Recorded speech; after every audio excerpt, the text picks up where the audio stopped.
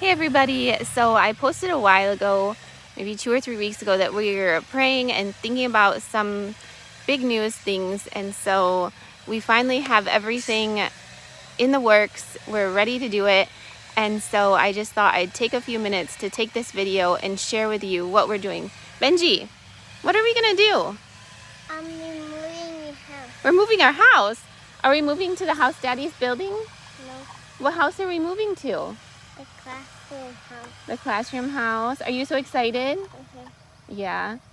So we've been thinking about this for a while, that like the Pokerin group doesn't really have a place to meet consistently. They just go from house to house to house to house, and often it's kind of this.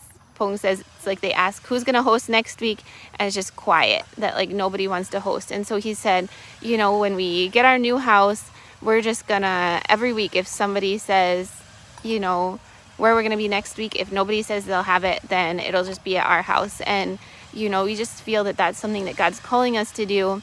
And so that's one thing. And then also, when we were in the US, some changes like happen in Pong's family.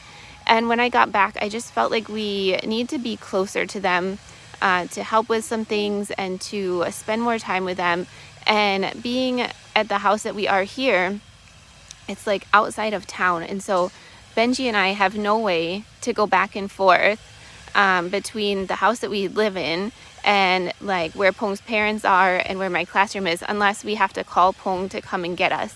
And so when we have to do that, like on days that I teach, Benji and I stay here at this house in the morning, and then Pong has to come and get us. So he gets up, gets ready, reads his Bible, and then leaves at like 8 or 9, and then has to go and check the animals. And we just had a baby cow, so that takes a little bit of extra time too. And so he might go and start working on the house by like 10:30, 11 o'clock. And then on now 2 days a week, I have students come at 2, so we have to have him come and pick us up at 1. So he only really gets to work on the house for 2 to 3 hours a day. And then after he picks this up, he's not going to go back and work on the house for an hour or so, hour or two, before he has to take care of the goats. Then he just ends up sitting at his parents' house and not really doing much. And then, at the end of the day, other 2 days a week, I teach until 7:30. And so when I do that, he just has to finish his chores and everything. And then he just sits and waits at his parents' house, or comes and sits and waits in my classroom. And then we come home at 7:30. If I was able to make dinner during the day, then we just have to heat everything up and eat it. But if not, then it's 8 o'clock at night and we're just starting to make dinner. And on the days that it's already made, it's 8 o'clock and we're eating dinner. So our time is just really off with how things are scheduled. And there's just like a lot of other things that coming back from the US and then going to having the toilet outside, and rats and lizards and snakes and things like that, just wasn't that appealing to me anymore. Like, we moved here a year and a half ago, and we felt like it was like God's plan at that time that he provided a place for us when we didn't have anywhere to go.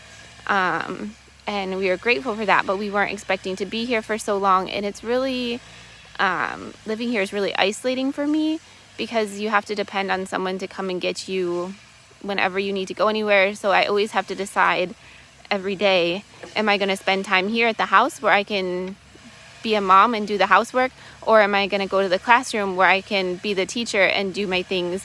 And then it's either here or there. There's not any time to go and visit other people, or to even like spend time with Pong's family, really. And so that was just really getting to me, and I think to our whole family, of having to decide if we're going to be here or there, or where we're going to be. And so one day I just remember telling someone, they're asking where we were staying, and I was talking about living at this house, and I was like, yeah, even this classroom is like bigger than where we're staying.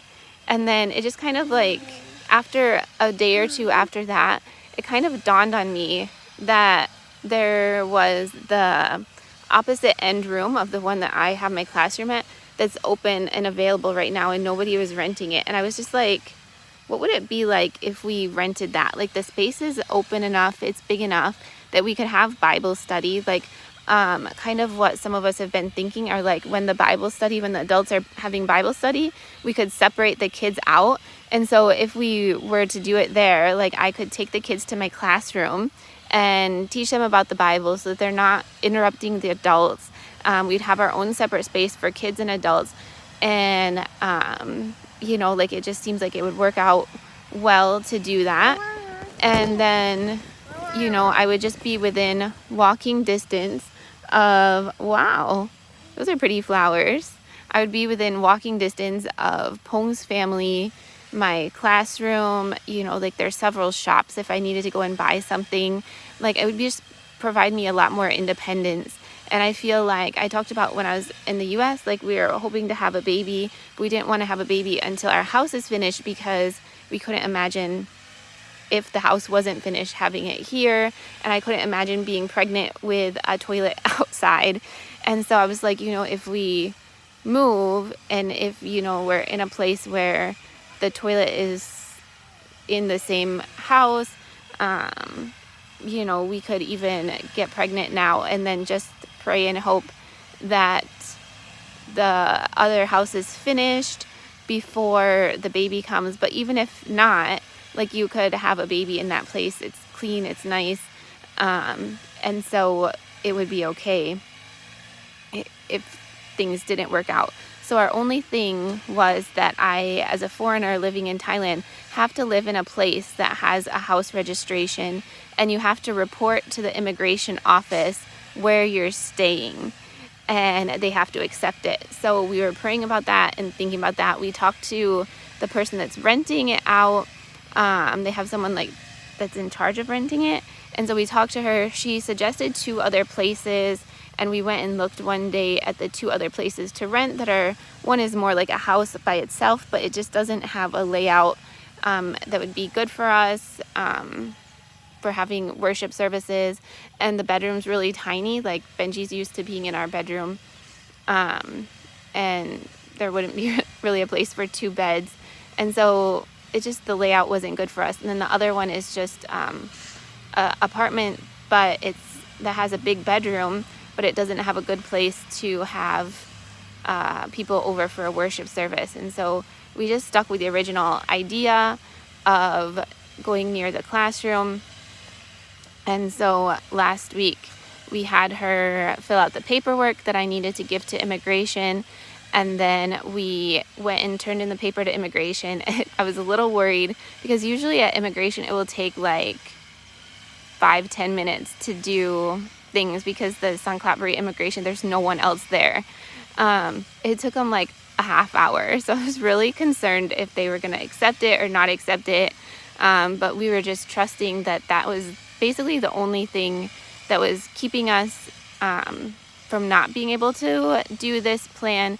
And we just feel like doing this gives us so much more opportunity to serve God and to be hospitable. And, I think in a way, it's a way to like kind of be a butterfly. Like, I made a lesson about the hungry caterpillar for my kids this week because they have sports day, and I didn't think kids were going to come, and it's turning out they aren't coming. But, I think it's kind of, we were hurt from the things that happened at the school, and we moved out here where we were isolated, kind of like in our cocoon.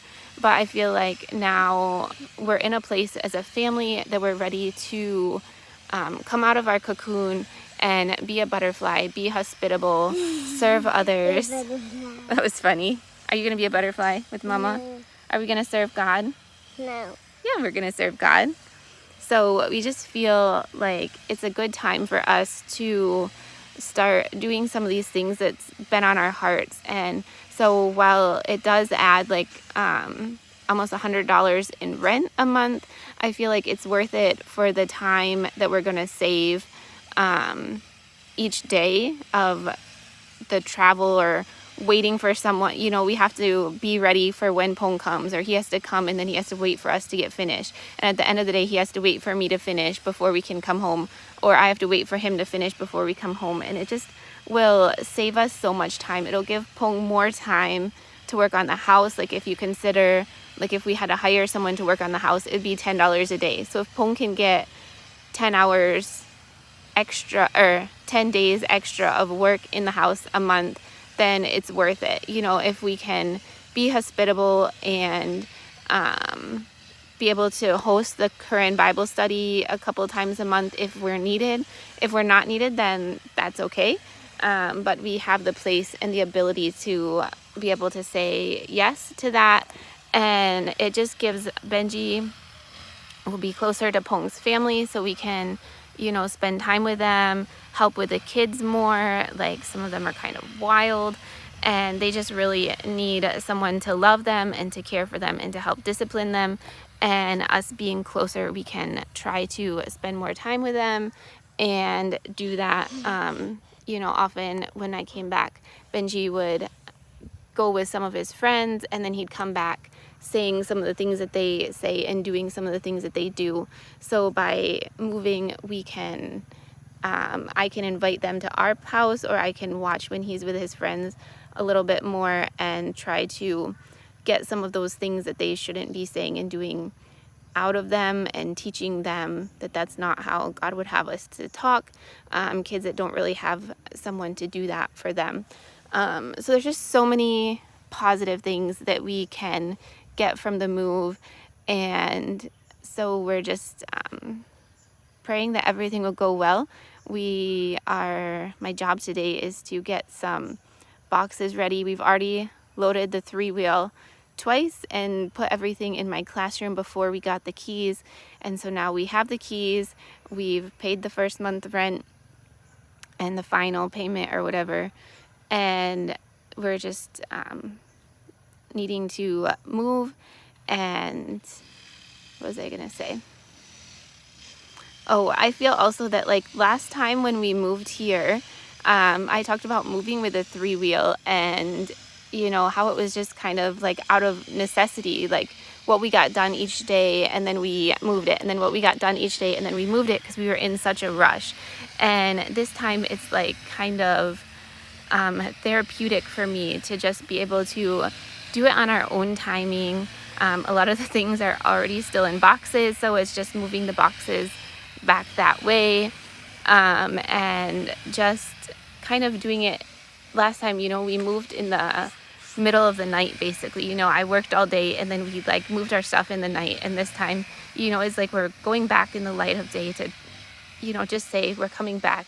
And in my mind, it like, maybe people don't see it that way, but in my mind, it's us saying, okay, like we're ready to come back and to serve God in other areas other than just teaching and things like that. And I think it's very good for us to do that. It's good for me to have this mindset of